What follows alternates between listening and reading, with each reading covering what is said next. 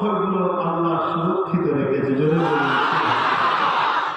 কোরআন একমাত্র কিতাব এই পৃথিবীর মধ্যে যেটাকে